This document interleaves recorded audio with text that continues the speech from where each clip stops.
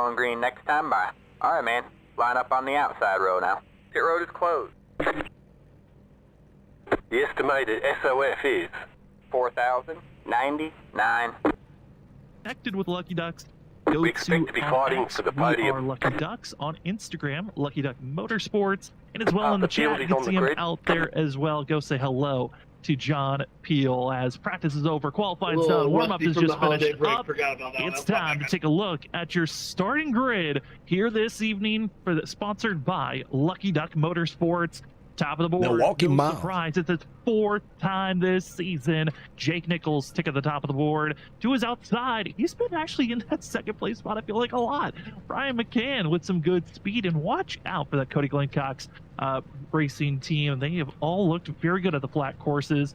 Back in third place, Five the cars 27, left the Jarrett grid. Talmadge. Vincent Sora, that's going to be Richard's pick in fourth. Larry Yingling in fifth. Zach Hall going to be in sixth. That's Robert's pick. Gavin Rogers starting in seventh. Eighth is John Force. Chuck Sweeten, a good qualifying time for the 57, will be in ninth. And finishing out our top 10, it's the 77 of Douglas Newbigging. Starting out in row waiting on 6, two cars to grid. position 11 will be Shane Terrian. And, you know, some news with him, this will be his last season racing in the WSSR. He made the news not too long ago. Going into the new year, it'll be sad to see Shane Terrian go. He's always exciting to watch race in the controller. Starting outside him will be Thomas Green in the 31. 13th will be Samuel S. Garcia. Starting outside of him, Waiting on the Fonseca in the final car to 24. grid. Ryan Kelly, Sam's pick in the number 3, back in 15th position. And 16th will be Jan Van Leer. Cedric Hunter starting back in 17th. 18th will be Brian Knoll. Ben Keeney in 19th. Kyle Rochelle will be starting 20th. And to round out the field, Ross Tatum will be starting in the As 21 drivers out there on track, still yet to get into his vehicle is Ross Tatum. We'll see if he starts in pit road or will start in the very back. There's going to be a decision for him to make. But yeah, a little bit You more have on that Shane 4 additional sets of tires Terrian for this race. situation that you Smooth brought and up. have a good run. Deciding he will, after this season is done, retiring from doing any type Everyone's of league good. racing and iRacing. He's been doing this for a long time and has decided, you know, he's going to go focus on other things. Which you love to see drivers that have enjoyed doing iRacing, have been doing it for a long time. Stepping away, you know, sometimes they realize there's other priorities. And you love to see drivers going after other ventures from where they're at. Drivers know that have been quick and stay quick. Jake Nichols, 73 up front, getting ready for this race. If this is your first time watching the WSSR Cup Series for Season 12, these races, there are no stage breaks. There are no faster. Forks just sets the tires in pit road for this evening, and we will race for 150 laps. Richard, any final thoughts before we get ourselves racing here? I practiced on one steering ratio, went to another one for the race, so we're going to see how this goes. Think about is just, you know, let's watch to see what drivers decide to save tires. All right, good luck. Go get them. And who decides to try to make it up to the front and burn their stuff. So it's going to be wild to see what happens to these cars once that right rear burns off, and who can keep that car underneath them and in control and not bring out any yellows. Well, 6 races are already in the books for the regular season. 6 more races are ahead of us, accounting for tonight. Will make it into the top 16 in points. Well, another step closer to that answer. Jake Nichols with his 4th pole of the season gets ready up front with Brian McCann to his outside. He'll let 2026 begin for the WSSR Cup Series, presented by Elwood Designs. Roaring down into turn number 1. Down to that inside wall is Nichols. McCann trying to get his weight throttled up the exit of the corner, but the 73 is clear, and they're now the exit of turn 2. Exactly what he needs to do, what he's done every single race for the most part. Starts the pole, gets up front, and now it's time to just kind of run his race and let everyone else chase him down. So right now, the majority of the cars trying to get in single file. Shane Terrian getting a pass-through penalty from last week as he dives down into the pit road to serve his penalty that is carried over to this week at the Milwaukee. Yeah, last race at Darlington, Shane Terrian and Jarrett Talmadge, they got into it, but because of the actions start this race off, that nine's going to need a caution. With no stage break, he's going to need a natural yellow to be popping up to get back into this run, as he will stay on the lead lap as he exits out of pit road.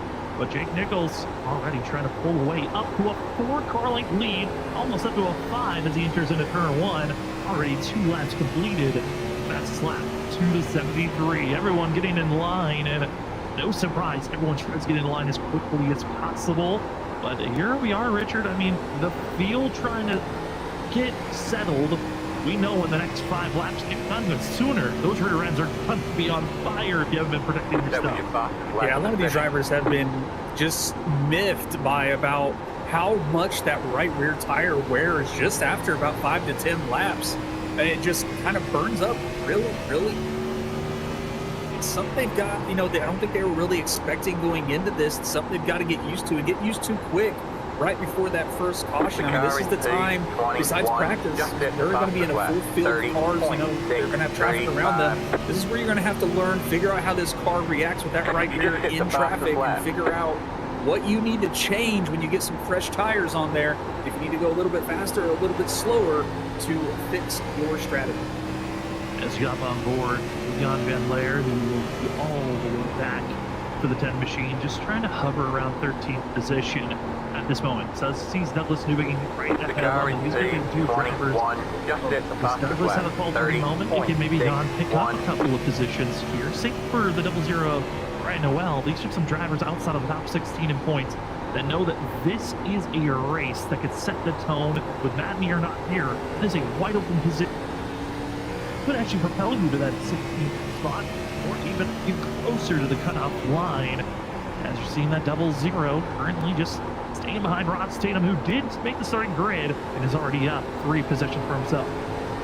Yeah, and he's doing a great job for himself being able to start moving up a couple positions. But yeah, Douglas Newbegin, I mean, with Matt Meir not here, you would think it'd push him up into the top 16, but the points battle between him, Cedric Hunter, Brian Noel, and Danny Ware is extremely close between those 4 drivers. So, I mean, he's still got to worry about those 4 and where they are on the track, and got to race better than them and finish ahead of them if he wants to be able to score and get himself up in the playoff contention.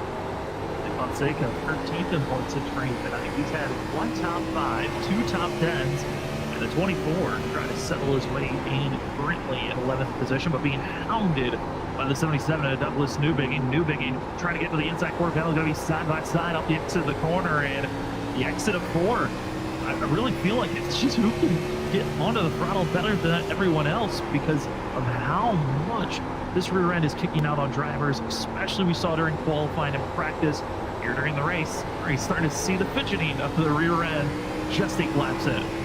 Yeah, that's where you're going to be able to benefit a lot in the longer run, is if you can get on the gas without getting that rear end to step out. You know, the quicker you can get on it and the harder you can get on the gas coming out of the turns, that's where you're going to get your momentum and be able to set yourself up for a pass going into the next turn. So it's really interesting to see how these guys take these turns. The exit of the turn, the better off you could be in the longer run. A lot of these drivers, though, they're taking a pretty shallow entrance and a pretty shallow exit. So they're riding that yellow or that white line yellow curb all the way around these turns and try to stay as low as they possibly can. Yeah, a couple of drivers hitting that yellow curb, a couple of just trying to stay close to that white line off that entry and exit. What we call apex or center, but corner. Or over the wall. Drivers are letting their vehicles drift out just slightly, mainly because there's a lack of banking out there on track. This course, a mile in distance in the corners, just about a little bit over 9 degrees of banking on the straightaways, a little bit less than 3 degrees of banking they're dealing with here tonight. So it feels flat everywhere. You're doing your best to just get around this course as cleanly as you can. A lot of brake on the entry of these corners, and trying to accelerate the best that you can as Ali Fonseca as well as Douglas Newbegin battle continues to fester on. It's just Douglas poking the inside nose, trying to push this 24 a little bit too high, as Ollie, on the other hand, he's trying to find little interesting ways to get around this course, especially through 1 and 2. You saw there a lot wider of an entry, allowing a straighter exit, allowed him to propel his way into that position to hold back that Newbegin machine.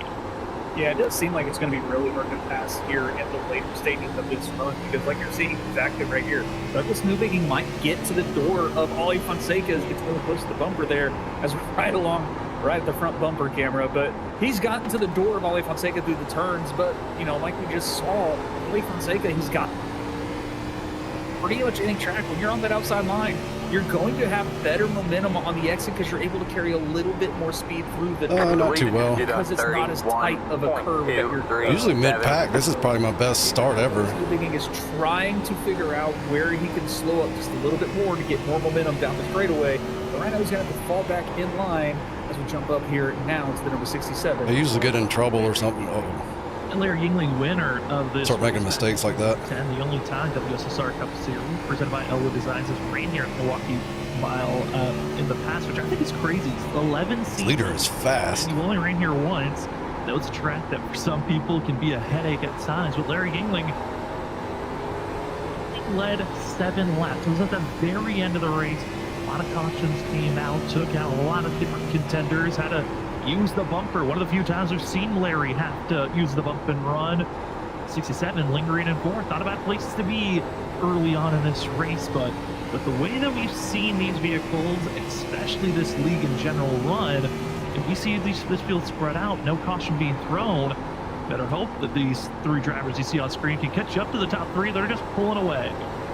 Yeah, they're just pulling away. You know, I think that's one of the most impressive things, specifically with Jake Nichols, because I mean, these guys, they race in a fixed setup, so everybody's car is set up the exact same. There are minor things that these drivers can change on these cars, but it's mainly just for personal comfort for the driver. Really sensitive to brake how they bias. can control the car. But the setup for these cars, they're exact same. It's really just dependent on the driver behind the wheel. And Jake Nichols is, like I said, is impressive with the amount of speed he can carry and how he can also save the tires as long as he can as well. So it is just an impressive thing to watch him on the track. Very similar entry turn 1. It is kind of a hard-stopping moment with how close some of these drivers are getting on top of one another as we were watching the Vincent Sora and Yingling battle. These two have raced around one another for years now. They know each other's tendencies, but the worry with the Gen 4 car, not as much with the next gen vehicle that we saw in the last couple seasons. If you bump someone and you hit them too hard, you can do a scoop where the driver that's behind accidentally lift up the driver ahead of them and get that vehicle spinning around, wrecked. You can get some we may not be happy about the tires at the end of a fuel run, but they'll last. He's being stalled out because the lane he wants to run is exactly where the 67 is. Yeah, and that's a really good angle right there that you can see. If you look at the nose of the car, it is kind of sloped really at a sharp angle, and you see the rear end there, it's pretty high. So yeah, if you get, if you catch up too quick and you hit someone really hard, the speed difference, you will lift the rear bumper off the car in front of you. Those tires will not be on. Basically, when that car comes back onto the ground, they're more than likely going to spin. So you've got to be very careful with trying to do anything. But these two battle here, Don Volt, Vincent Sora, always some fierce competitors between each other. But these two also trying to chase down Larry Yingling, get around him so they can try and make a chance to catch up with Ryan McCann, Jarrett Talmadge, and Jake Nichols. This is a little bit of a battle that we were seeing. This 3-0, that was Yingling, Sora, Forbes. They were pulling away, but because of what's been happening these last few laps, it's actually pulled back everyone from 7th on back to be into this cluster. That's going to add Zach Hall, Gavin Rogers, Thomas Green, and also a driver who lost quite a few positions in the early going, but trying to get some of those spots. I'm shocked that he didn't lose more spots. Was Chuck Sweeting, who's lost 1 position for the 57. The way he looked during practice, I thought he was going to qualify inside of our top 5 and stay there. He's now back in 10th place. And Chuck Sweeting, he's had a very unorthodox type of a season. There's some races where he won't qualify. There's other races where he will. When he actually does qualify, he usually qualifies up inside of our top 10. And when he doesn't qualify, somehow, either scenario starting out the race, he'll be in our top 10 by the end of the evening. Yeah, Chuck Sweeting has definitely got a long-run mentality. He doesn't really care so much about the early parts of the race. He just tries to make his way up through the field. Rule number 1 is don't steer right. And he always finds himself near the top 10, or even he's got 1 top 10 finish this season so far. But Chuck Sweeting, a fantastic driver to watch. I mean, he's not the fastest, but he's definitely probably one of the most tactfully drivers when he's making passes and moving his way up through the field very slowly. Certainly agree to that. Also, has been here since the early days of the WSSR. Kind of missed a large chunk of the middle of this league's life cycle. But You know, a driver that's been growing, and we have seen him develop over and over these last few years. Jared Talmadge, you know, went under the wing of John Forbes. He's been partnered up with Thomas Green as well for a large majority of his career, but the last year, partnering up with John Forbes and a few other quick drivers. Then this season, joining with Lucky Duck Motorsports. This has been such a growth for the 27. At one moment, it was, can he get a top 15 at times, finish in the top 10, and now he is up and from our top 5, top 3 each and every week. This has been an incredible drive for the 27. Don't turn left on entry and don't turn right on exit. Championship. The question is it this season or is it? You want to be turning in the middle of the turn. Yeah, Jared Talmadge, I mean, I can attest to that as well. If you can surround yourself with the right drivers, you can learn a lot. And once you learn the right things that you haven't been doing right, you know, in prior races, then you can learn, like, you can, your skill just increases. But Vince Sora into the back of Larry Yingling, and John Forbes in the back of Vince Sora, and we got a yellow on the track. And there's that caution. You could just set. I'm just going to do whatever the leader does. I figured I was going to about that. Over the radio, Vincent Sora. Because he wins all these races, so. To Larry Yingling. There's Vincent? Group that was yeah, it was just up. Majority like contact with yeah. the top 3. Yeah. They were just white faster. Sora, Larry I haven't been able to pass the same car. We'll take a replay. I was on 15th. I started 15th. I'm going to see the wreck, but they were definitely a lot faster. They just could never get that 67. run. And Richard, this was one of those wrecks where you could sense it was going to happen. Maybe thought it was going to be the turn one. But Vincent Sora thought he finally had an opening, thought he had figured out the timing of Yingling, but just dropped a level second too soon. Yeah, it's a little bit shock. None of us got hits. Not a lot, but yeah, just unfortunate timing. Larry Yingling running a little bit higher of a line. Trying to stick those underneath there. I mean, it just seems like Larry Yingling was just kind of holding up that entire group there. Or you getting loose any McCann or patience running just a little bit thin. It was neutral, felt good. Into the gas a little bit too soon. Into the back of Larry Yingling, and then it was just a domino effect after that with John Forbes in the back of Vincent. Zach Hall also getting a pretty good chunk of this. We'll take an aerial view, and there's the initial move. All slight contact there off the exit for 2. And you get to a point where you see the competition growing behind you, you just know, okay, I have to go. It accelerates, Yingling doesn't, and there is the accordion of everyone running into each other. John Forbes, kudos to the 7 machine after that Zach Hall, that he was able to continue moving forward and straight. Big damage for the 67. I was hoping that tonight was going to be a night maybe we could go for that win this season.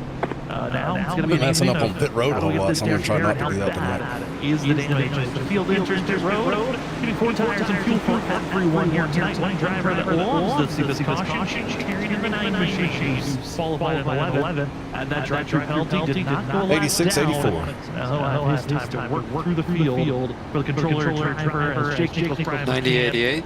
When I was kind of riding the first 15 laps. Going to be your top 5 as this includes my as well as little drift, 86-85. You know, and a little interesting thing about that wreck that we saw, where'd you come out after that? Example of exactly what we were talking about, Sam. You saw John Forbes get in the back of Vincent Sora, and you saw him speed-wise, I had no business being in top 5. And just I might have possible top 10. That is what these drivers have. I have enough speed at least hold top 10. When they're that close and they hit a car in the rear end there, so.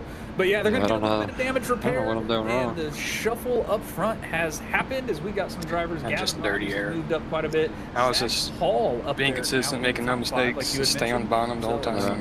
That's crazy. That it's dirty air. Back there trying to move up front, have a chance and potential challenge. They used to talk about dirty air a lot back then, but no way it was this bad. Yeah, this is like next gen level. They gave us the next gen stuff. Tyler Rensfeld, the dude was cheering, "Let's go, Larry!" Oh, 6-7. Wait, no, Larry, as they went around and brought out the wreck. I'm gonna show up my ass. So I'm just playing another quick caution. Out there in chat, and everyone else that also has joined in the chat this evening. If you're out there and you haven't said hi, say hello. We'd love to see who you're rooting for this evening. Green flag, green flag. Laps will be completed. Nice car into pit road.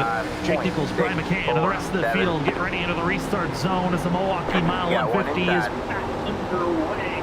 hi. With a good launch. McCann trying to keep it close as Talmadge doesn't want to give an opening for the 8 machine. He'll dive it down All low. clear, all Try clear. to give a major focus, get a good exit off of turn 2, and stay side by side into turn 3. It's the battle Got for one second. inside. One there. leader, and Hold the line. McCann's doing his best. Yeah, McCann is definitely doing his best. Was high. able to get down in On the front of low Jared side. Talmadge, but he gets a little too high Clear into the low, turn. clear low. He's going to open up the inside lane to Talmadge. He's Inside. going to run really wide. But Stay high. have some momentum. He's going to be able to stay in front of this one. Sorry, didn't know now. that. They're still going to be side by side. Clear low. Very I got high one line behind for him. himself right now. He's probably just trying to get the momentum, get back up in front, but they are 3 wide further back with Ollie Fonseca and Ryan Kelly and Chuck Sweeting. He's going to back off, but 3 wide continues. Jared Talmadge doing everything he can, trying to get around McCann as Jake Nichols is loving the sight that was behind him. He's able to open up that gap a little bit and continue his lead. Chuck Sweeting was the driver that got bounced around. A little bit of contact between himself and the 24 of Ollie Fonseca, and Sweeting from 8th. That wasn't easy. That was restart for 57, but a great restart for a few I had to fight others. for that one. They able to move their way forward. Vincent Sora up to 15th place. Larry Englings lingers back at 18th. As both of them are hoping to gain as many positions as they can here early on in this restart. I think that's why we're seeing a lot more 2 wide, 3 wide further on back. Drivers recognizing you gotta make your moves on these restarts, because once that long run hits out and you're all single file out, there are really no passes to be made. You're pretty much stuck where you're at as drivers continue to find ways to dive bomb into turn 1. Yeah, that's a frustrating thing for a driver also. Once the longer runs start to kick in and you get single file, at a track like this, it's really hard to pass. It's a 1-lane track for the most part. And, I mean, you see Vincent Sora, actually, he's making a huge dive bomb move down onto Cedric Hunter. He's trying to get around Hunter here, but they're side-by-side out of the turn. Hunter's going to have the momentum out of the turn more than likely. It looked like Vincent Sora got a really good launch out of the turn. He's still going to be side-by-side as they go into turn 1 here. And Vincent Sora will be able to clear the number 13 Hello Kitty machine. Yeah, that's teammates of Category 5 esports are going to be working with one another, the 13 and the 15. But Cedric Hunter, that little bit of an awkward, extremely wide, giving space for Sora. That might backfire as Ross Tatum now will dive to the inside. But Roth being on board with Vincent Sora as he's got Samuel S. Garcia ahead of him. And Vincent Sora, you got to be careful because we're racing with front runners earlier on with those accelerating moments. Further on back, I mean, Richard, this is the most dangerous when you've got a front runner trying to work his way through the field, especially the short track where the braking points are different, accelerating points are different. It's just because of the natural way that traffic works, but also the speed difference in general being shown here. Yeah, the speed difference is definitely showing at this point right now. But I mean, this is a danger field as well, because you have, a little upset with himself that he, got into Larry Yingling, caused that caution, had to get some damage repaired, putting this far back in the field. So now him trying to run up front, now he's feeling a little, get his way back up to the field as quick as he possibly can as he makes his way around the number 50 machine pretty smoothly.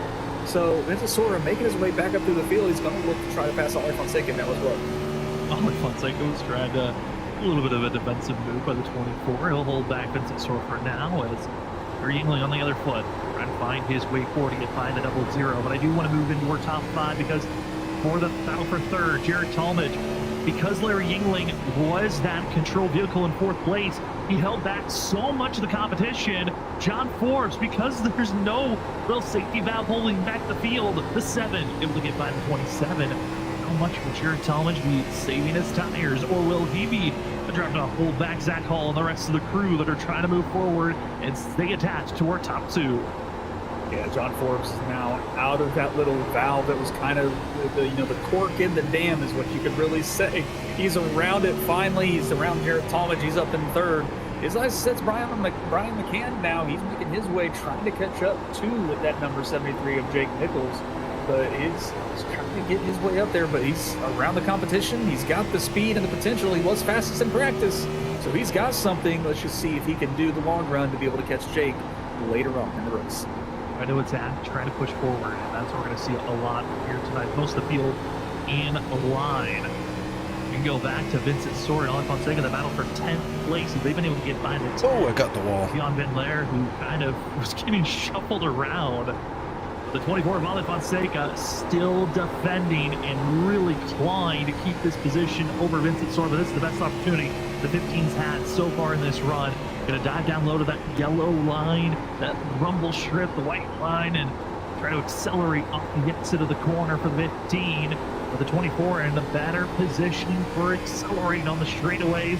Luckily for Sora, he keeps it in his nose. He can go for the slide job move, not clear enough. They almost make contact at that apex of the corner, and they almost make contact here off the exit of the corner. Yeah, Ollie Fonseca was really running Vincent Sora really low into that turn. Ollie's not wanting to get this position up easy.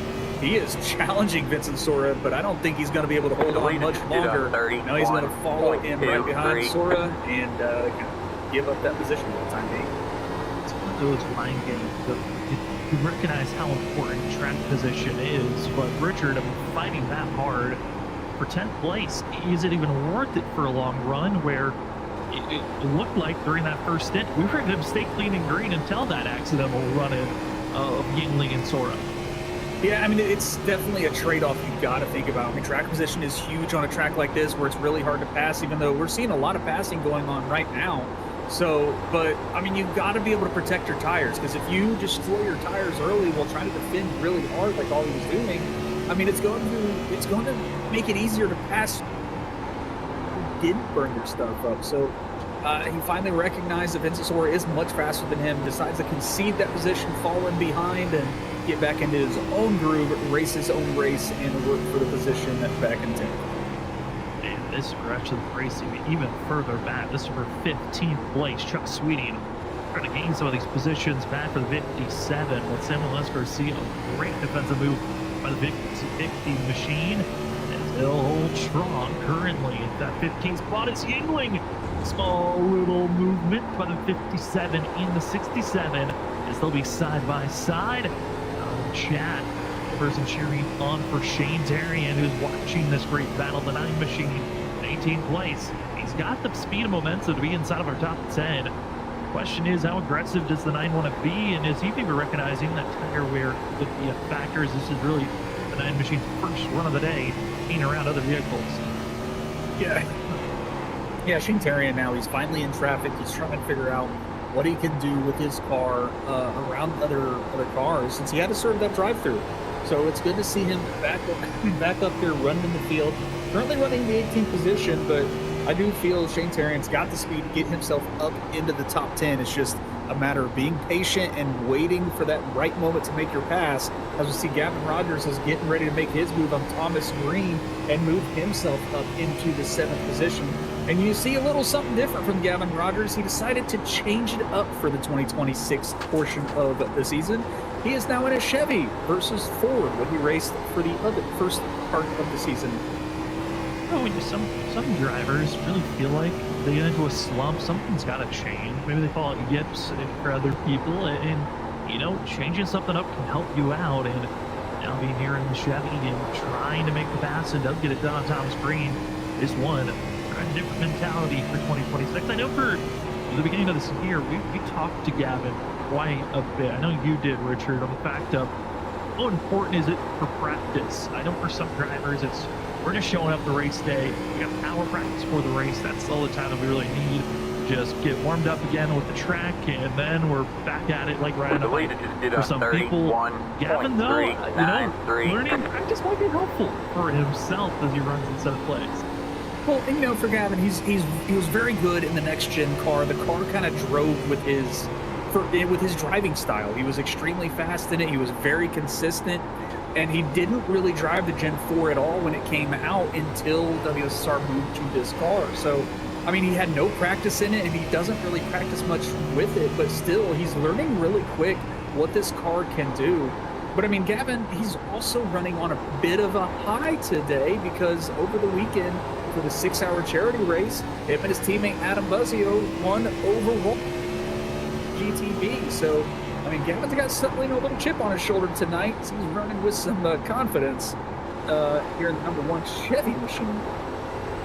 Done. Very strong run that he had over that 6-hour race. Again, thank you so much to everyone that participated, that watched, or donated in all the ways you are around. Thank you so much for making this past Saturday the biggest raised event we've ever had, and one of the biggest streams we've ever had for ourselves as well. As looking for the 4th place driver, here's Jared Tallman. He's fallen back 4th on this most previous restart. He was in 3rd. John Forbes got fast done pretty early on. The 27 just settling in. He's in a good spot where Douglas Newbegin isn't close enough in that 5th place spot. But they certainly, we'll see if the 77 can close in that gap or not. And also for Zach Hall, we're getting closer and closer to zone where we were at when we had our last caution. Drivers that were on top of one another have to be careful, and up front everyone's very spaced out where we're not going to have that same issue. We're going to see a wreck. It could happen where our last driver involved with it was that Larry Yingling, 16th place. This is the closest battles that are happening on board, and it's Sweeting, Yingling, Tarian, Garcia. It's the same grouping of drivers that have been racing around one another for the last 10 laps. Yeah, these guys have been side-by-side racing for, like you said, the last 10 laps. It's been an exciting set of racing, or exciting set of laps to watch with these guys. But, I mean, yeah, everyone else is spread out for the most part, the rest of the field. These all right, guys, man. Thank you. Have a good night. This is more than likely where it will happen. But, I mean, the 57 Chuck Sweeting, he's doing a really good job holding on that outside line. But it looks like here Larry Yingling will finally get around him.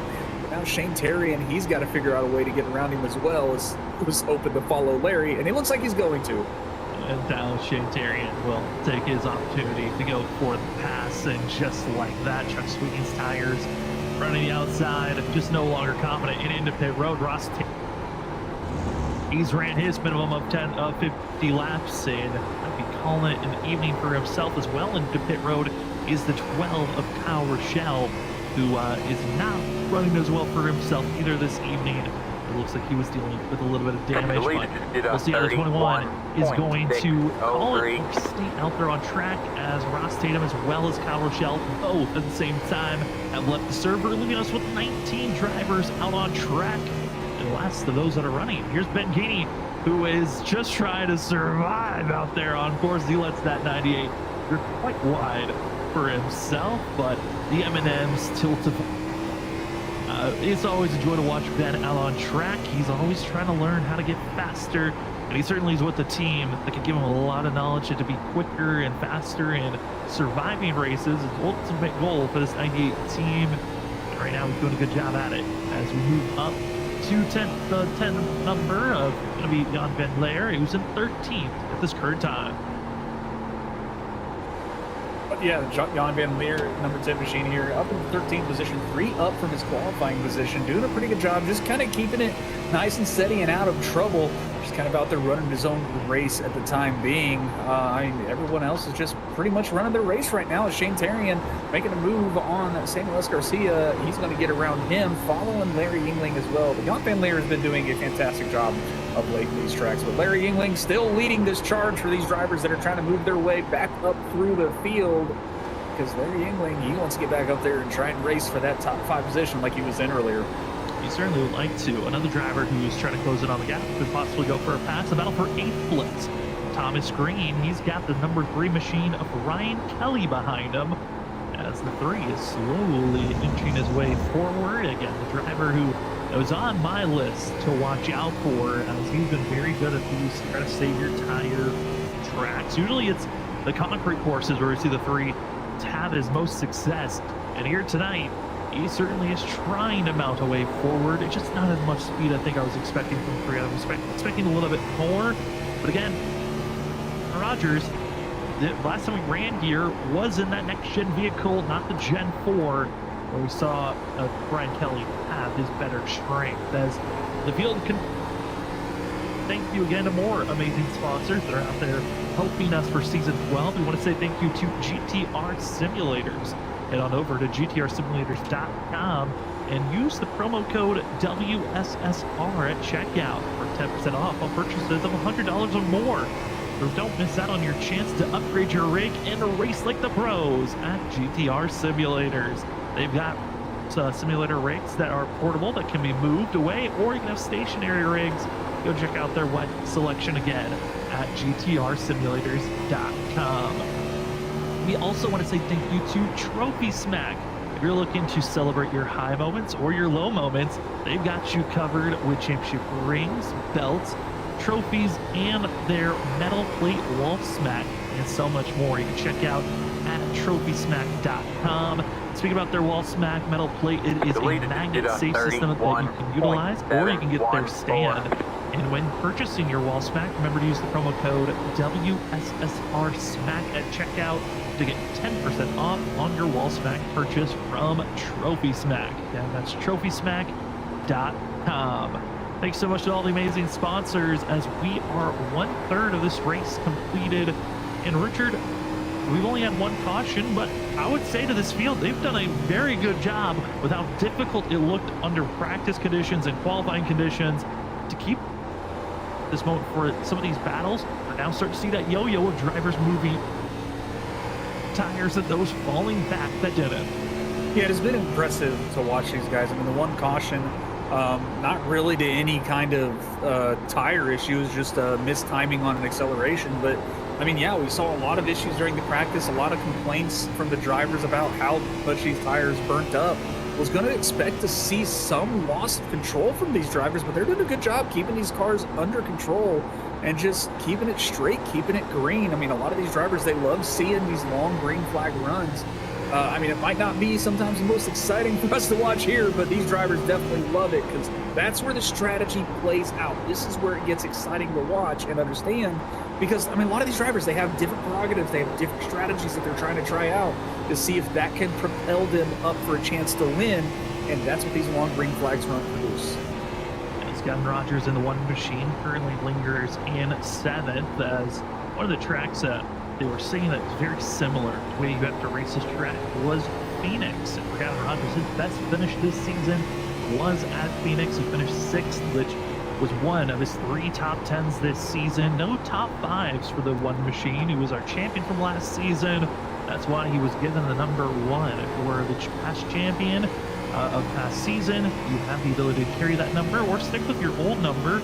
And Gavin Rogers was hoping, I feel like the last 3 champions of hope, that was Zach Hall, John Forbes, and now Gavin Rogers, to break the number 1 curse, to win the championship. For Gavin, learning this vehicle is the key factor for himself, but once that playoff conditions ramp up, that's when we'll see, can he break this championship curse?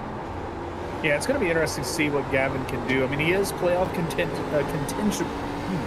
playoff eligible right now, sitting in the 9th place in points, and I don't expect that to change. I expect Gavin to still be within playoff contention, and I think that is where he will probably start to ramp up his skills there and try to put a little bit more practice in, learn this car better for those tracks. Those tracks are going to be a little more, I guess you could say, normal for what you would see these cars on. So it'll be interesting to see if maybe we can see Gavin challenging for some wins when it comes to the playoff time. That field, and I was just about to bring him up as well, and so also in the chat, that is John Field from We Are Lucky Ducks. Brian McCann, 2nd place runner right now. You know, on the other side of the coin, you know, for Gavin Rogers, his best finish of the season was at Phoenix. Well, for Brian McCann, his worst finish was at Phoenix. That was an 11th place finish.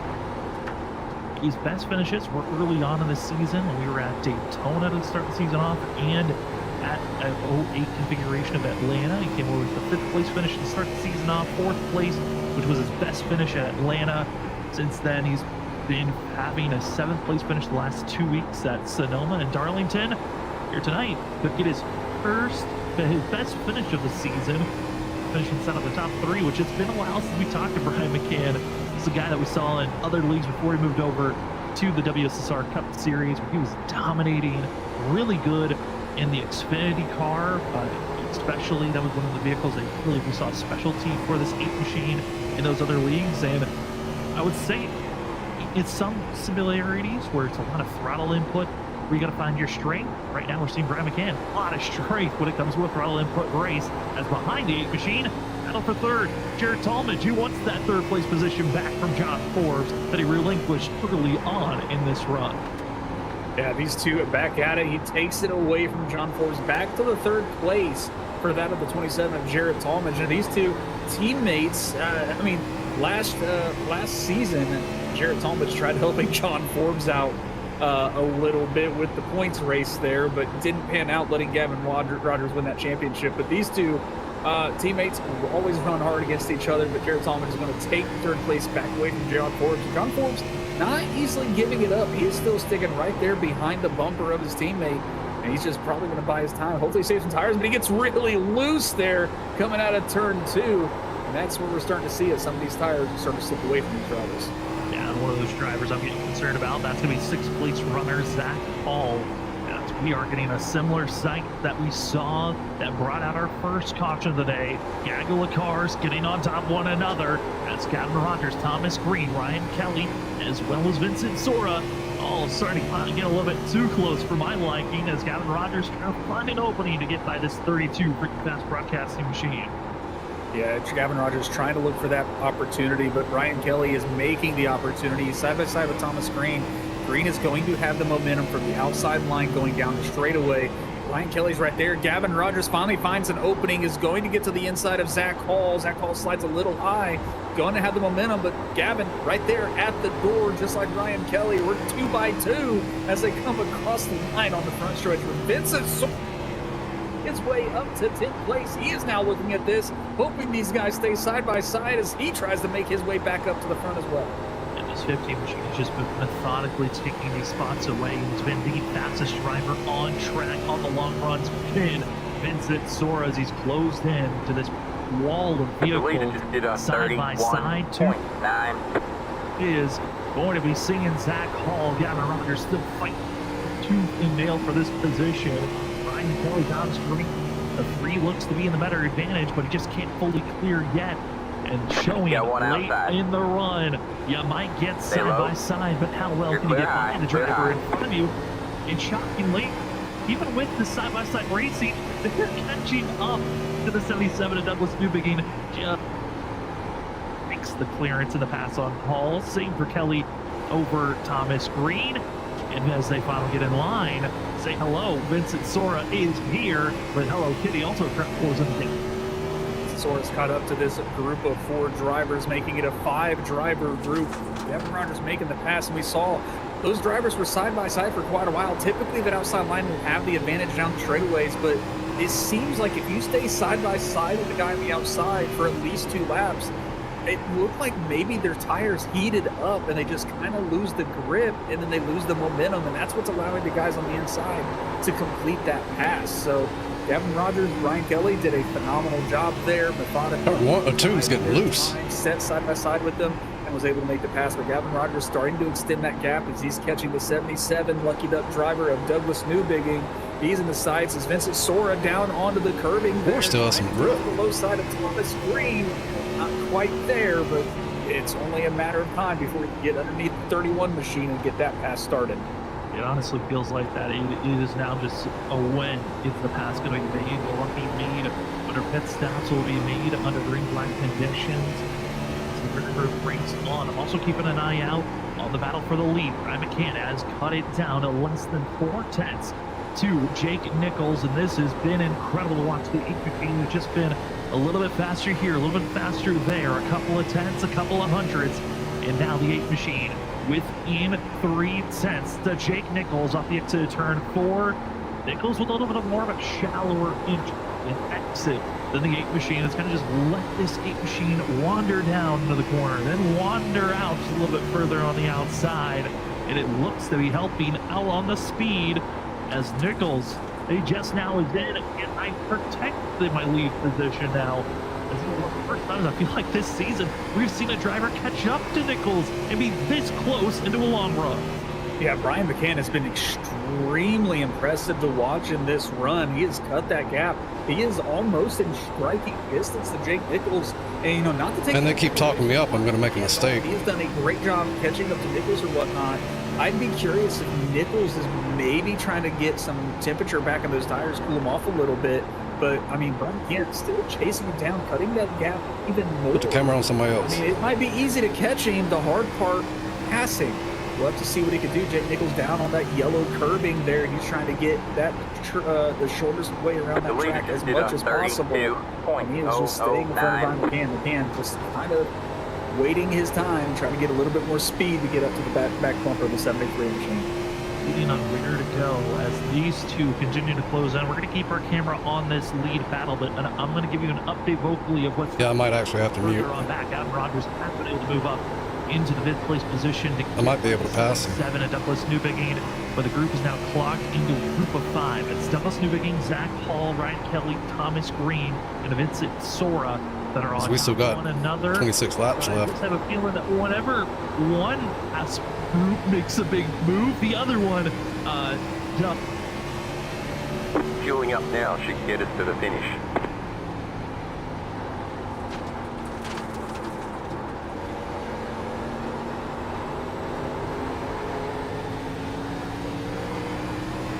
All right, we're halfway to the finish.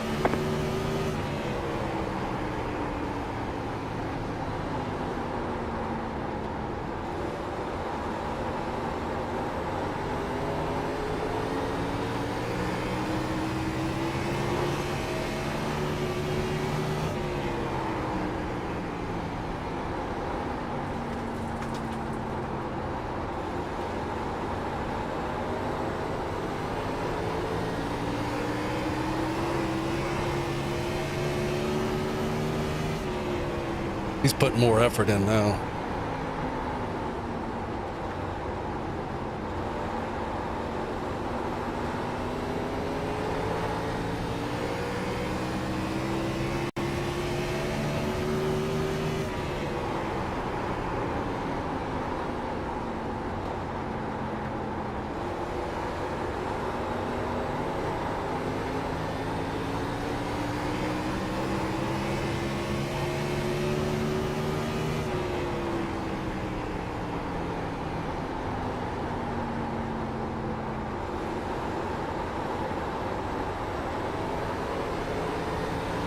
Yeah, if I can get to his bumper, maybe get some of the air off of it.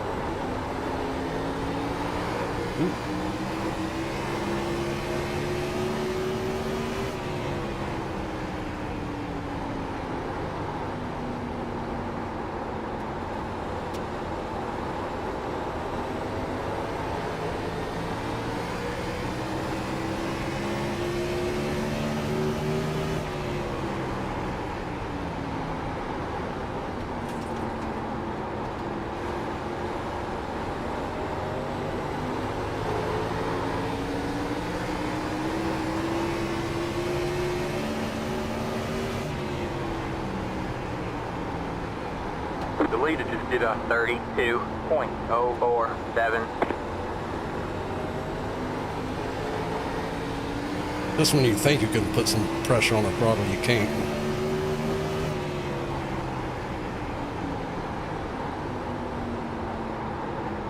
You get rudely reminded.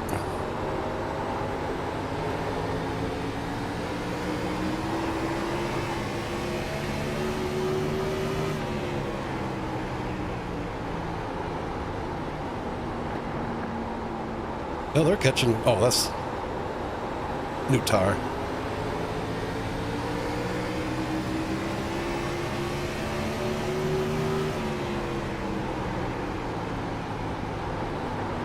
Outside. Stay low. You're clear high, clear high.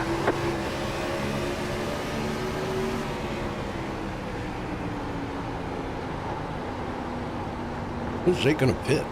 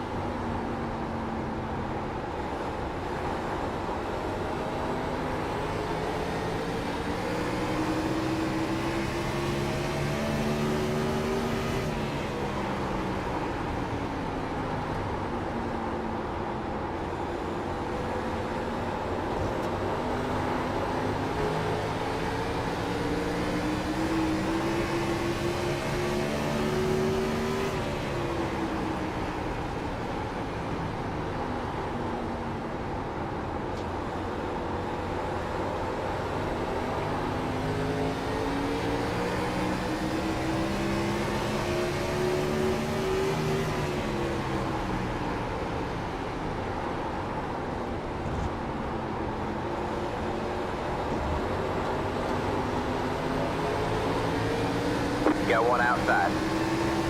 You're clear high, clear high. The leader just did a 32.078.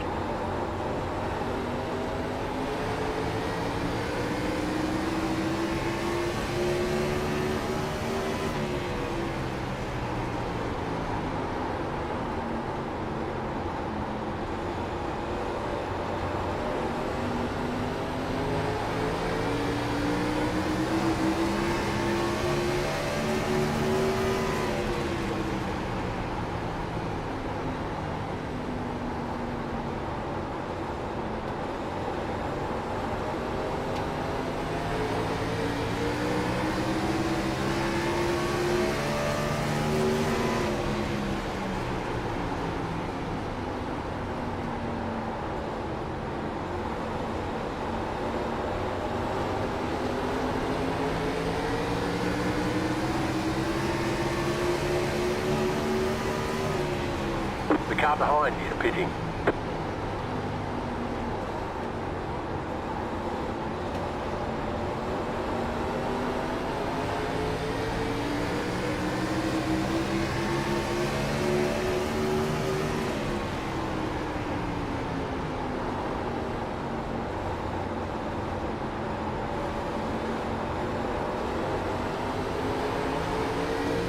Outside. Stay low. The car in front of you is pitting. Stay low. All clear, all clear.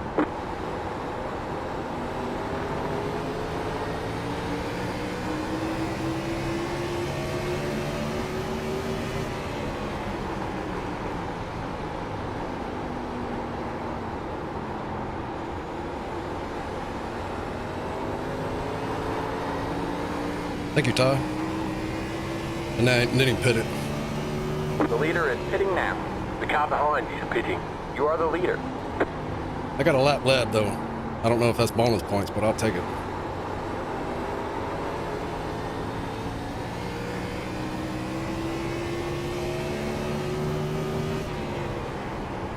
Now don't screw up pit here.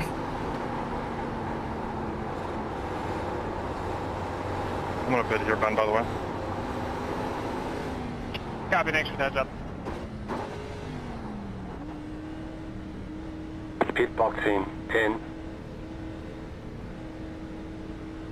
5, 3, 2, 1.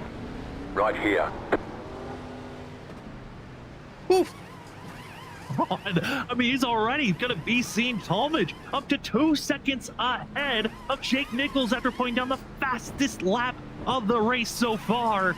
The 23 trying to scamper his way forward, but this is where he's got to be careful.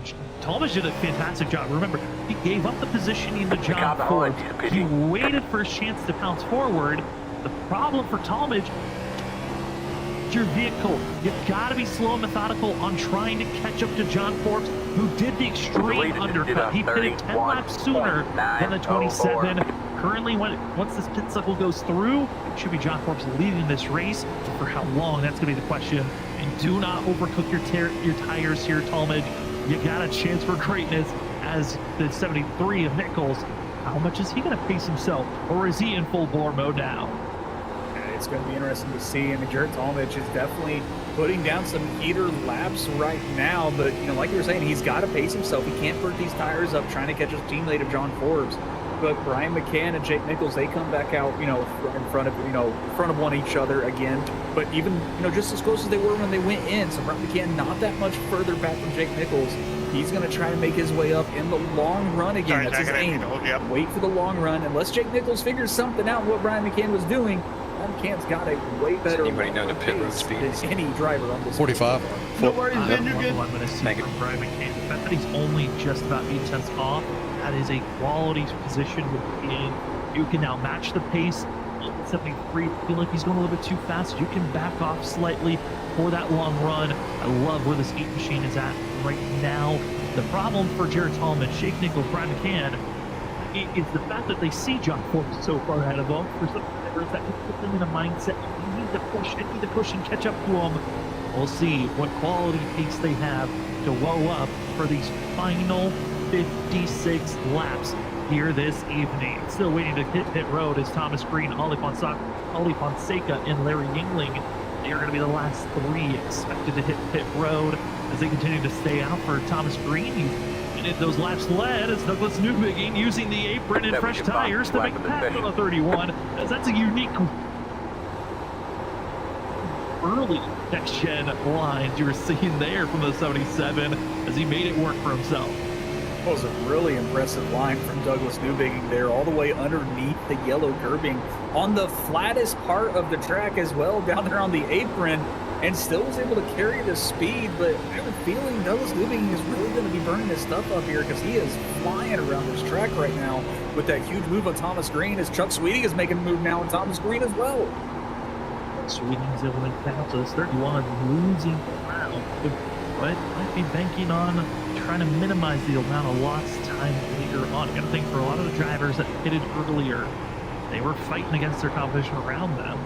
If Thomas Green, Ollie Fonseca, Larry Yingling, they're gonna have the best tires at the end of this race to really just go full bore with, where they can kind of wait for a strategy. Could a caution come out to help them for the later on stint here and to have that track position? I think that be really what they're looking for is potential caution, but that risk is so hard to see come be rewarded because there's not a lot of major paths that are racing around one another.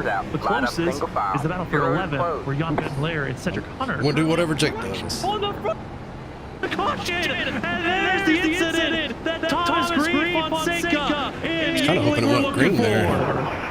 Thomas Green, Ollie Fonseca, Larry Yingling, they get a bone thrown to them as Jan Van Leer and Cedric Hunter tangle on the I think he's going to stay out because we only got 6 laps on those tires. Bumpers were lost in that one, unfortunately, to see for both drivers. Well, ladies and gentlemen, ever wondered what commentating person is like? It's when you call out a situation that potentially could happen as the 10 and the 13 get together. And what a bizarre moment for the both of them as it just was Cedric trying to make a pass on Jan and just contact me with a 10. Kind of like we were all spread out though. And got into him. Oh, we got plenty of fuel. What a terrible moment, especially for Cedric Hunter. I'll see you guys out when I stay out. There's no way you pass. For himself, as we're trying to get the incident for us here as Architect is struggling a bit. As here's going to be Pit road is closed. the 10. They're going to be going through 1 and 2. You can already see the difference by the 13 of Cedric Hunter. Hello Kitty flying right now. Did it yet? No, it's 52. It's just trying to get a little bit too much by the time machine. As Cedric Hopefully we got enough speed on everybody else. So much more pace. When I pit, I was 60. If we can just, me and Jake can just kind of ride off and then maybe I can run them down Tried to again. get the gas heavy out of the turn. Just gets loose down. I have to concentrate so much, my hands are hurting. I'm gripping the wheels so Unfortunate to tight. see, but that's riding on the ragged edge of out of control there. The number 10, too much speed coming out of turn 4 there. Just gets a little loose. The rear end steps out from him, and he just can't save it before Cedric Hunter comes up. And they both right hook each other basically into the outside wall. Gavin's on 1 lap older tires.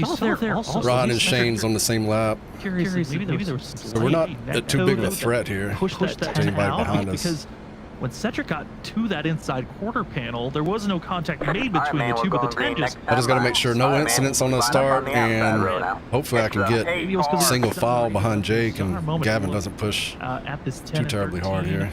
As we're getting ready to 1 to go, as the drivers in the field, a couple taking the option of sticking out old tires, a few others going with freshies. Fresh tires going to be for Ollie Fonseca, Larry Yingling, Thomas Green, 7th, 8th, 9th on the field. See that action, just seeing the 10 push up and then lose it down in the 13. That's what brought out the caution. A wild commentator curse moment as I called it for some drivers needing the yellow. They get it as the field's getting ready to go green. Your top 6 stay out on old tires. That's Jake Nichols on 10-lap old tires. Brian McCann on 9. 10-lap old tires for Gavin Rogers. Ryan Kelly going to be on 9-lap old tires for Shane Terrian. 8-lap old tires for Douglas Newbigin. Freshies for 7th on back. For the old tires, hold strong. For the new ones, the ain't good enough. It's time to see with 49 laps to go. Jake Nichols is on the loud pedal. A little bit of a shimmy for Shane Terrian on the inside. Clocks up the inside field. They're going to be 3 wide further on back. But up front, it's all Jake Nichols and Brian McCann as they fight off the exit of turn number 2. Off the exit of turn 2, they're going to go single file. Gavin Rogers is now up here. He's looking to make his run up to the front to try and Nichols as well. This is the first time Gavin Rogers has been in the top 3. As it is a lot of 2 wide racing on this restart coming out of turn 4 with Shane Terrian and Douglas Newbegin leading this huge Garrett Thomas all the way down to the bottom of the track. Is there 3 wide with Larry Engling and John Forbes to the outside? Jared Talmadge just saw an opening and said, I'm going to spin as low as I can and hope that 27 sticks, as he's going to be side by side. A little bit of fenders bending into one another with the 24, 27, and 67. Still going to be staying side by side almost for a whole lap. As Talmadge looks strong, John Force right on the back bumper of the 24 as they hit the front stretch and strength. Give it to the 67 of Larry Engling. He's able to muscle his way forward, but Talmadge has no give. Nor does John Forbes, and Vincent Sora once again has to march his way through the field as Yingling. Be careful. It's only Fonseca's right on the back bumper, and Jake Nichols loving all this action because he's just pulling away. But these guys, you know, like John Forbes, Jared Talmadge, Vincent Sora, who we used to seeing up front, I mean, they might have got fresh tires, but how much of the resource of those new tires are they using trying to get these passes done? They're using a lot of their speed and a lot of power to try to get around these guys as quick as possible. But by doing so, it's wearing those tires out a little bit further. See it right there, the number 77. He is down still, riding that yellow curbing around the inside of 1 and 2 there, trying to cut that turn as short as he possibly can. But right now, the number 9, 7, and 27 all bumper to bumper. As we got a little bit of a chuck up there, John Forbes slides a little high. Vincent Sora is now looking to the inside of the number 7 machine and trying to make a pass. It looks like they might have a little bit of contact, but they keep it straight, not a lot of looseness. Everyone should restart so critical, and the big thing of note, the drivers on old tires still have yet to lose a position. Shane Terrian going to be the first one, though, for the 9 machine on the outside. Is going to be bullied around. And the 9 and the 27, gotta remember, these two got into one another back at Darlington. That's what keeps Shane Terrian, and now the 7 gets into Terrian as well as Vincent Sora trying to get around. And Shane Terrian, that 9 doesn't want to get muscled around, but he certainly is going to be a break for some and a corner buffer for others. Yeah, Shane Terrian is just trying to play or run a defensive line. Larry Engling, he gets tapped by Ollie Fonseca there, but a phenomenal save from the 67 machine. I really thought he was going to spin out again, but he did a great job keeping that car under control, getting it back straight and following back in line. A great qualifying run for Larry Engling at 5th place. It was snowballed out of control after that first caution that we had all the way back in lap 48. Now we watch the rest of the field. Jared Talmadge marching his way forward. Fresh rubber for the 27. And that bird of the Douglas Newbegin 77 machine. And forward, where do you go? It looks like for Douglas, he'll stay to the outside. Now going to be another lucky member of the 7 of John Forbes, trying to get an opening to get by Newbegin, but Newbegin stays in line, and no passes made just yet. It's Vincent Sora as well for the 15. How patient is Sora willing to be right now? Is it he's in 8th place? They're still about a little bit under 2.5 seconds off of Jake Nichols and Brian McCann, who are going to be the top 2 to watch out for before this race is over. Brian McCann, like, it has been impressive to see. Like I said earlier, he's just being a really good, that's been doing a really good job tonight, challenging Jake Nichols, not leaving his rear view mirror. He has kept that number 8 Chevy machine in the rear view mirror of the 73 pretty much all night, as he is only 4 tenths behind him off this restart that we've had. And again, Brian McCann just fantastic job today. It is impressive to see what he has been able to do here at this flat Milwaukee mile track. It certainly has been very impressive to see as Brian McCann trying to have one of his best finishes of the season. Could Victory Lane be calling his name, or will we be saying for the 4th time this season of Jake Nichols as The 73 has been very strong all evening long. Jared on new tires. Red laps is when we had green flag pit stops. He has been up front ever since. I believe so. Yeah. Continue to hold that defensive line. And speaking about defensive line, the battle. Jared was one of the first to pit, and so he had to pit that caution, I guess. Vincent Sora really getting in a handful, is heavily blocked by the 77 and Douglas Newbigin, who's trying to hold back the 15. Didn't do a good enough pace. Tires are coming. Sora will muscle his way forward, and with great momentum, might have a chance here on John Forbes. Vincent Sora is using up everything now. Just 12 laps into this run for himself. Other drivers attempting the new Douglas Newbigin line was only Fonseca for the entry of the corner. These drivers doing everything in their power to make these passes before Yeah, Jared Talmadge, the driver that's further up the highest driving driver right now with the newest tires on 12-lap old tires, chasing Gavin Rogers. He's running just a little bit faster than Gavin, but not enough yet. So he's going to try and look to get around the number 1 machine. But these drivers back here, Vincent Sora, John Forbes, they're still trying to utilize every ounce they can to get around all these drivers. They're side by side for Douglas Newbigin and Ollie Fonseca just behind the 15 machine, as Ollie Fonseca's looking to make that pass on the 77 machine of Douglas Newbigin. I mean, Ollie Fonseca going from tapping and getting Larry Yingling out of shape to now pushing forward. I'm going to go ahead and mute the broadcast so I can concentrate. Into 8th place and get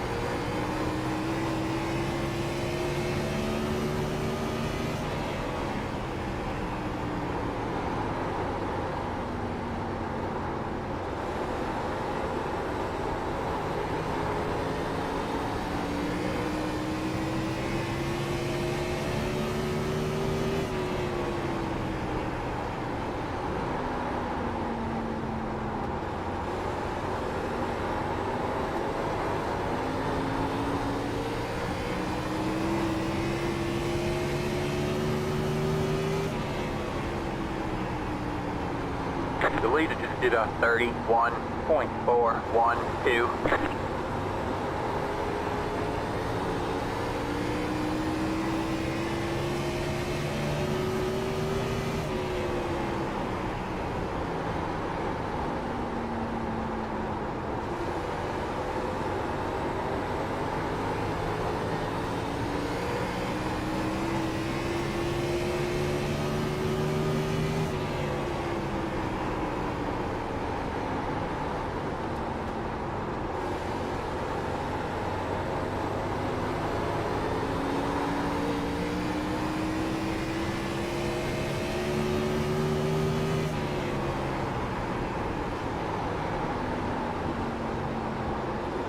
Outside. All clear, all clear.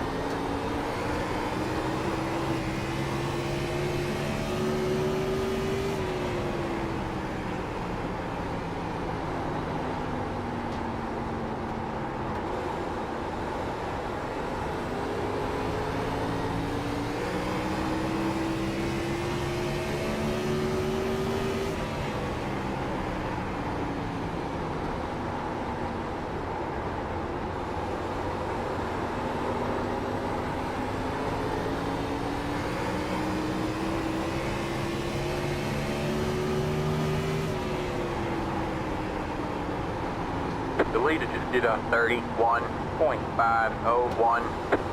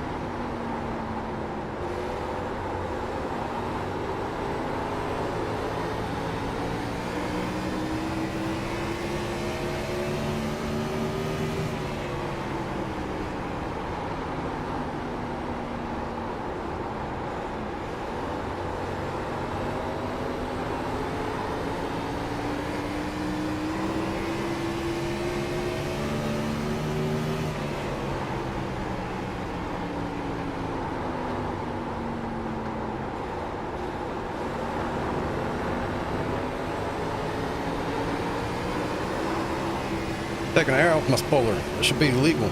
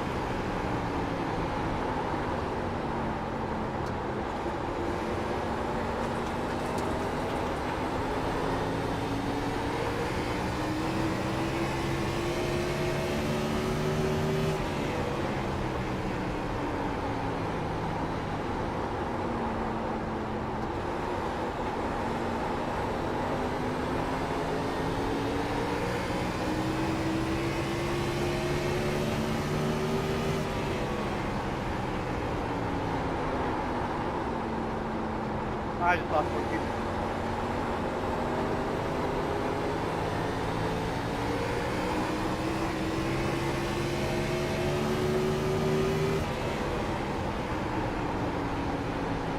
The leader just did a 31.571.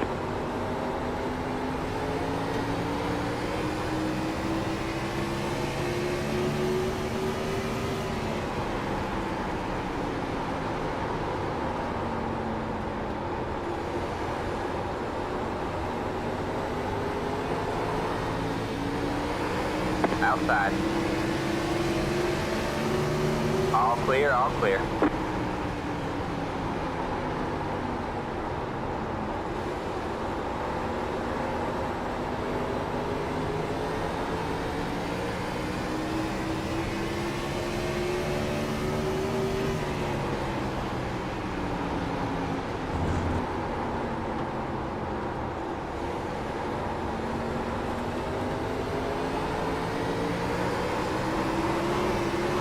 Oh,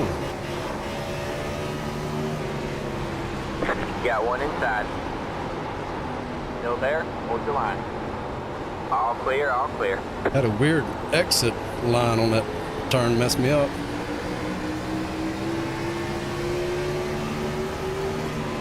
Once they start slipping, that's it.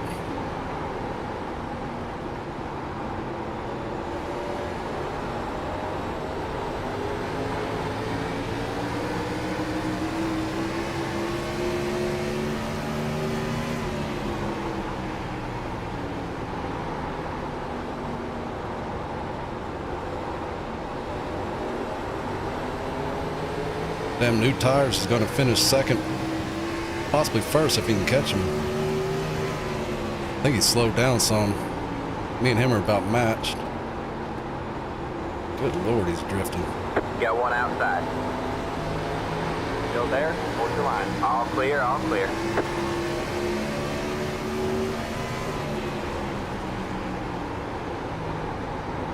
He's pushing too hard. Outside. All clear, all clear.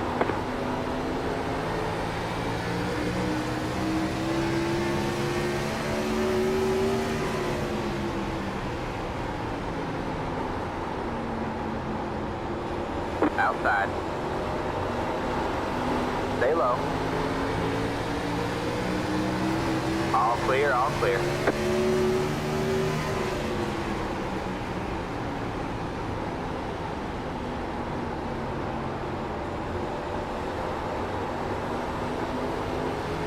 He needs to go or we're going to get tangled up.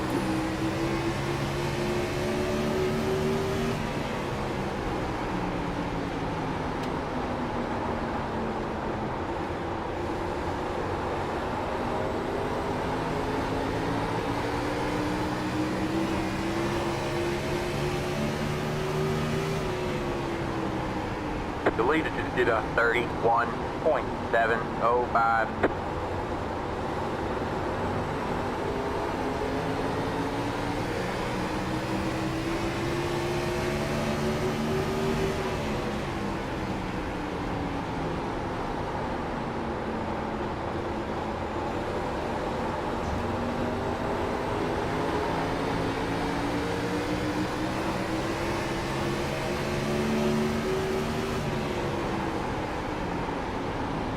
Got one outside. All clear, all clear.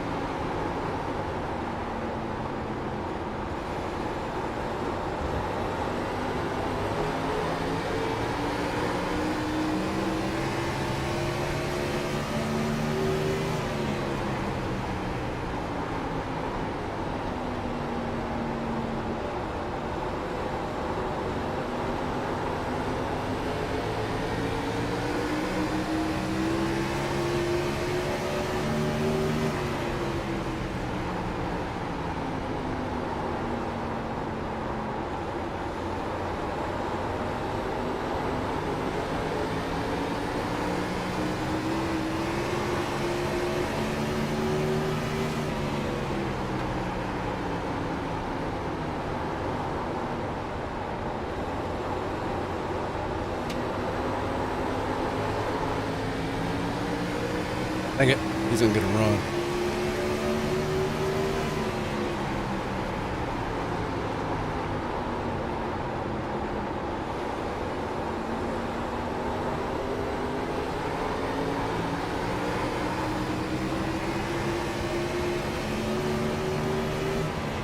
Ten to go.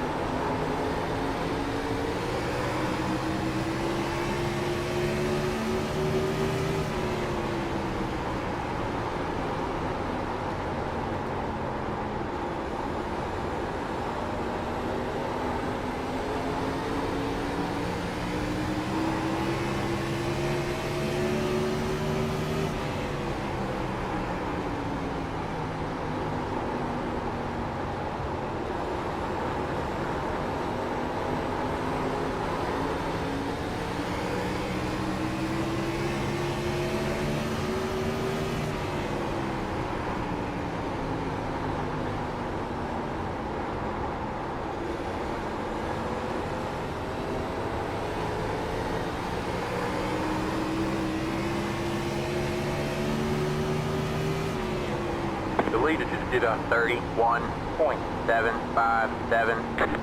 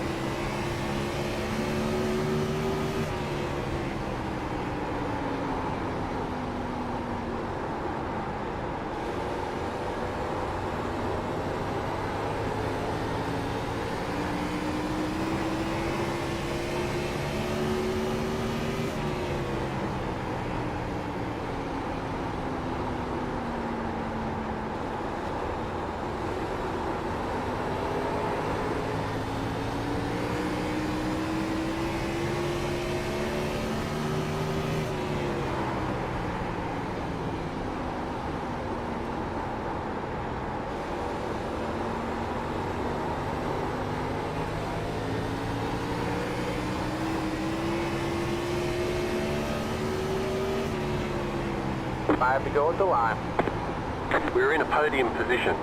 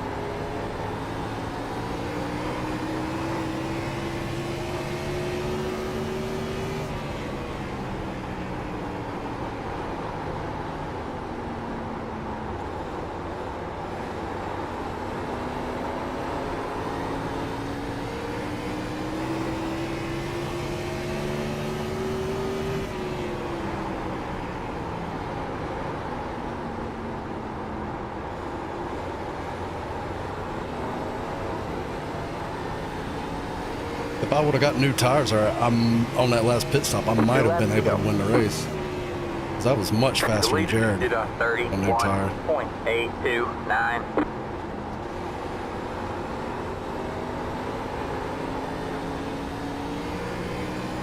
I gotta stop thinking about that. Start thinking about not wrecking. Getting a little hard to drive.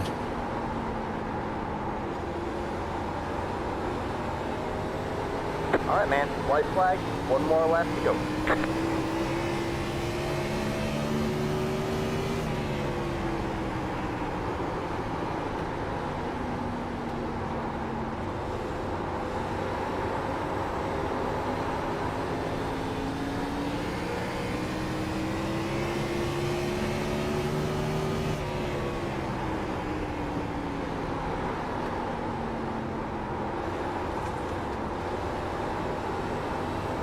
Sorry, no. I'll take a podium.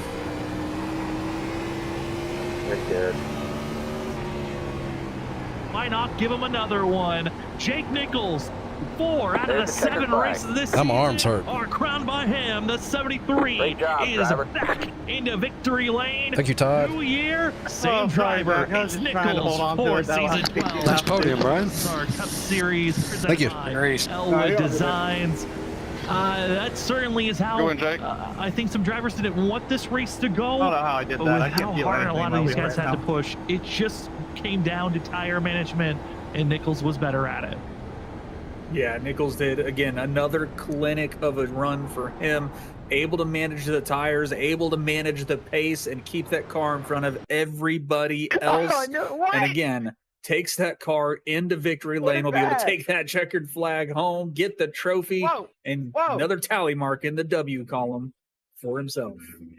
As the 73 gets Into that race, down. Jake took off. Enjoy this one, Nichols. As for us, we will step away. We've got the post-race show right after this. For Jake Nichols, Jared Talmadge, and Brian McCann, we've got driver interviews. Oh, yeah, I gotta Back go up. right after this Where do we for go? some more action and getting prepared for our next race at Michigan. We'll be back right after this. See y'all next week. Have a good one. Do you see, Brian?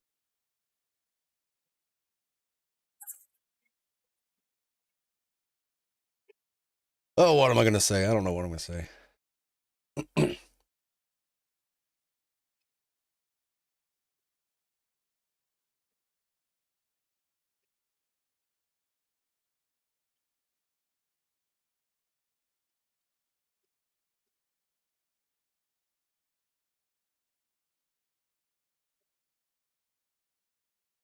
Let's go back and watch the pass I did on him. I feel like he was just out there cruising. He was fast at the end of the race. Damn you, Brian. Hey, Damn you. what'd I do? Couldn't get by you quick enough and it killed my fucking tires. But he turned into Ryan Newman. I was waiting for you to like mess up, get loose or something, and you didn't do it all the way up until the point where I was just gonna sit behind you then. Yeah, I had a weird exit on 4 and it messed me up, and you took advantage of it. Yeah, I about blew 1 and 2 doing it too.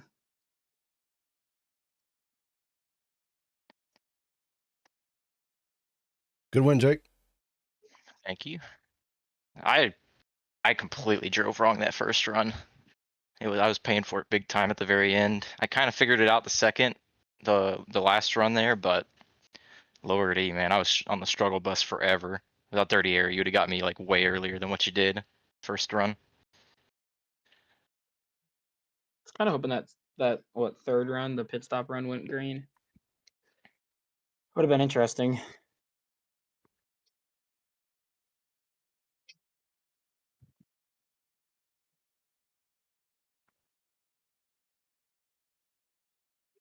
Oh, yeah, I was killing that right rear on that last run.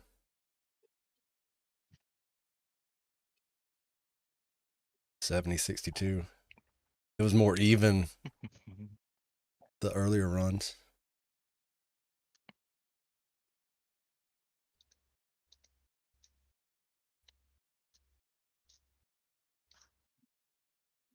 Welcome back, ladies and gentlemen, to the post-race show of the WSSR Cup Series presented by Designs. Season 12. We are now into the new year talk to the leader for 2026. And race 7 of the Milwaukee Mile had some opportunities of some drivers that maybe dethrone Jake Nichols. Well, that's not the case. The 73 once again back into victory lane. Jake, it's been last year was the last time I saw you in victory lane. You're in 2026. You started off with a win.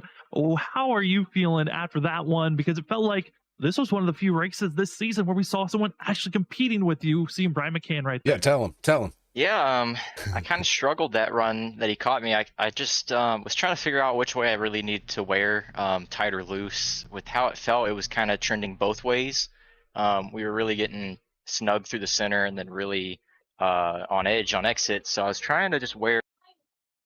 They've messed it all up. People are fighting Thankfully, dirty air exists because he would have caught me way earlier than what he did. But after that pit stop under green, I felt like I just wanted to ride. I knew people undercut us, so I kind of felt like we were all going to slowly come back together. So whoever had the advantage tire-wise at that point was going to get maybe through if they got past dirty air. But then the caution came out, and that kind of threw a wrench into that. But I knew at the end of the day, I just wanted to have the advantage and have the lead. I felt like I could at least just run my pace for a little bit and force those guys to drive hard to catch us. And thankfully, that's how it worked. Jarrett, I don't know. I think he would have gotten really close had he gotten clear and away from those guys quicker. It would have probably been a good battle for sure. But thankfully for me, he kind of got held up and then also kind of got, the 8 car Brian there was all over him for a few laps. So it was kind of getting him loose and heating his rear tires up. But either way, I'm glad we came out with another W there. It's been a year, It's been forever, it feels like, but nah, just kidding. But either way, I'm glad to come in victory lane here again. Yeah, after a nice two-week break and into the new year, starting the new year off strong, and it feels like you are a very common reoccurring person we talk to now. But I gotta ask you, when you're running like that, someone undercuts you and you're that far back, like what's the mental state like when you're behind the wheel, just kind of trying to wait? Is it hard to focus and just be like, no, I just got to run my race, or is the hard fight of trying to push the car?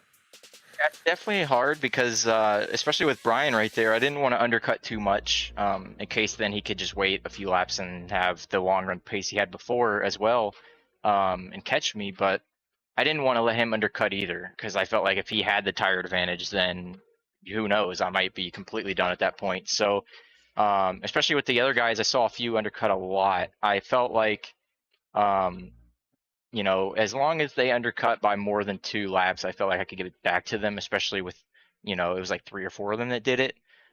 So they would just hold each other up at that point and battle, and then we can just reel them back in. And especially when the yellow came out, it was a little scarier because there was like 4 or 5 ahead of us. So it's like, do I pit and come out 5th or 6th and either have to really overwork the car and the tires or just ride for a while and hope it works out?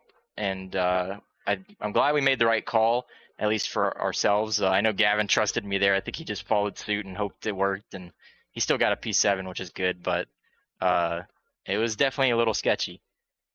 It certainly did look at times very sketchy out there on track. Well, we head from a mile course to the next 3 are going to be pretty big ones. I think they said, I heard on the broadcast earlier that the worst finish that I've had is 11th. With these upcoming tracks, and are you excited to be heading to Mexico City here in a few weeks? I don't even know excited. I don't know if excited is the right word for me. I like road courses, obviously, but and I literally just purchased the track like a week after this race. I'm 6th, so I'm not too bad. In the next gen, which is completely different than this, and I joked with him. I was like, hey, at least I'm getting some practice, and he made jokes about it being a completely different car. I'm like, hey man, laps are laps. I'd rather show up with 5 laps, 10 laps. I must have some bad races somewhere because we've had 7 starts. So, it'll be interesting. I kind of like to feel that place. I'm interested to see how this car drives because it is a little bit different and with how much horsepower and lack of downforce there is. But I'm intrigued to see how Michigan and Indy go. I'm kind of good at those tracks. It's hit or miss. I think more so I'm faster at Indy than Michigan, but they do bonus points. I'm interested to see how they go for sure. We're excited to see how you perform at those tracks, Jake. Before we let you go, though, the floor is now yours for any other shout-outs. I don't know what the bonus thanks to everybody at Lucky Ducks Motorsports, another 1-2 there, and No Kid Hungry on the side, and Stand Up to Cancer on the hood, and obviously we got some others, JWR Race Cars, and Caudal Chassis, Tiltify, I did get a bonus. Okay, all our teammates here. We had a fun night. Led one or more laps, so you get a bonus point for leading lap. Okay, good. I stayed having out. a good time. It was interesting. I'm glad Jared got a good finish. I felt like he had the pace long run. Same for most laps and 2 points for race winner. Even Gavin had some long run pace. Really, all of them were pretty stout on pace there. And I'm glad we, got a 1-2 after being kind of shuffled occasionally there through the top 5. But great night either way for everyone at Lucky Ducks. That was a great run to watch, and that'll be your winner here tonight, the Milwaukee Mile of the 73 of Jake Nichols. Jake, enjoy this one, and good luck next week at Michigan. Thank you. As we move from victory lane, we go down to second place to talk to the other Lucky Duck driver of the 27. This was a performance this evening. You were so quick, ultimately coming up 1 position shy from victory lane. But how are you feeling after another great second place run that we've seen in your WSSR career? I'm pretty happy, to be honest. I did no practice coming into this. Didn't really play much iRacing over the last month because I was moving anyways.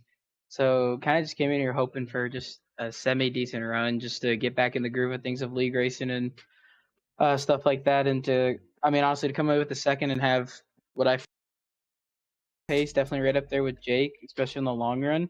I'm pretty ecstatic with that. Yeah, that was an impressive pace at the new fresh tires at that last run there, Jarrett. Do you wish you could have got Brian McCann, and how could you have done it a little sooner to maybe have a chance for the win against Jake? Yeah, I do wish I could have got around him sooner.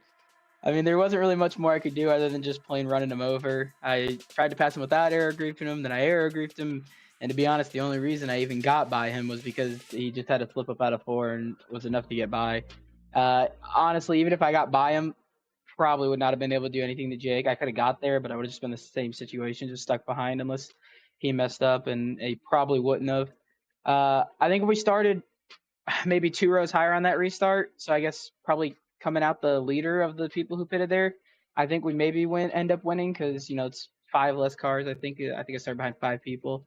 It's 5 or 4 less cars that I would have had to pass. But it didn't work out that way. But like I said, I'm pretty ecstatic with a P2 and a 1-2 for the team. We are always impressed to see your growth, Jared, as a driver. And we're heading to 3 tracks that are a lot bigger than here at Milwaukee Mile. We're heading to Michigan, Indianapolis, and then Mexico City. Any one of those 3 that you're feeling confident about that maybe you could get that win this season at, or are you just hoping for the best throughout the rest of this regular season? One of them's a road course, so that absolutely will not be happening. And the other 2, I hate to say, probably going to be era games, but I had to pick any of them, it'd definitely be Michigan because that is my home track. So I've only won there once. Mexico in City, I It's don't not been know good to anything me. about that one. So I really hope it's good when we head there next week. Because if not, we might have to stop showing up to Michigan. Well, we're hoping for the best for you, Jared. And before we let you go, the floor is now yours for any other shout outs. Yeah, like shout out Lucky Ducks, all my teammates. I believe everybody had a good run tonight, I think. Yeah. So that's always good when everybody on the crack some jokes and laugh in VC. We got Stand Up to Cancer on the hood of the car and all the way around it. So shout out to them. And shout out to you guys for putting on the broadcast and everybody who runs the league. Well, thank you for giving us such a great show to call. That will be the 27 of Jared Talmadge, going away second here tonight. Congratulations on that, Jared, and good race finisher who was one of the first drivers this season to challenge Jake Nichols on the long run. We have Brian McCann with us. Brian, this track and seeing you so close to Nichols certainly made things fun for us up in the booth, but how are you feeling coming away third here tonight? Well, I was shocked when I got second place qualifying, and I was shocked that I was able to keep up with Jake. So, yeah, I've seen him in those other races, man. He just takes off and leaves us, but I just kind of stayed with him for a long time, and then I started slowly just reeling him in, and then I'm on his bumper, and I'm like, oh boy, I got to take the air off his spoiler because you know that's pretty big on this track where you're trying to get on the throttle. So I did make it around him, and then we pitted, and I was hoping for it to go green again. Came out behind him, so I was hoping I could, save the tire. I had one lap fresher tires, so that was a little advantage. But caution came out and changed things up a little bit. Yeah, Brian, a fantastic run for you tonight. Making a natural pass against Jake Nichols for the lead was impressive to watch, and it's been really impressive to see your improvement from over last season and this season. Has this car really played into your driving style and why you're being able to run a lot better and more upfront with a lot of these guys? I used to drive this car a lot, and then we went to the Cup car and WSSR here, and I didn't know anything about the Cup car. Then once I started learning about that, then we switched back to the Gen 4, and I got to relearn it again. So hopefully I'm dusting off the cobwebs here, and maybe I can stay up front more. We love to see you up front competing, Brian. It's always a joy. I know yourself and the team of Cody Glencock's music racing team really have done well here at the Milwaukee Mile. But looking to the future, we've got Michigan, Indianapolis, Mexico City.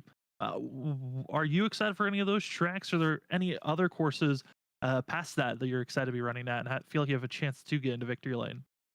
I love Michigan. I don't know anything about Mexico City, so I probably got to buy that track. So good luck there for me, right? Shout out to my teammates, Ron and Larry, for helping. We trade tips and everything before the race, and it's always good to hear what other drivers are doing. Well, we cannot wait to see how you and the team develop and grow throughout the rest of this season. Brian, before we let you go, though, the floor is now yours for any other shout-outs. Yeah, I'd like to thank my family, you guys for doing an amazing broadcast here, all of our sponsors that make this happen, and the league admins for putting on the show and keeping everybody in line, and everybody watching tonight, as well as the drivers. Thank you. Well, that will be your third place finisher of Brian McCann. Brian, congrats on a top 3 finish, and good luck next week at Michigan. See you. As we move away. I interrupted him. I thought he was wanting me to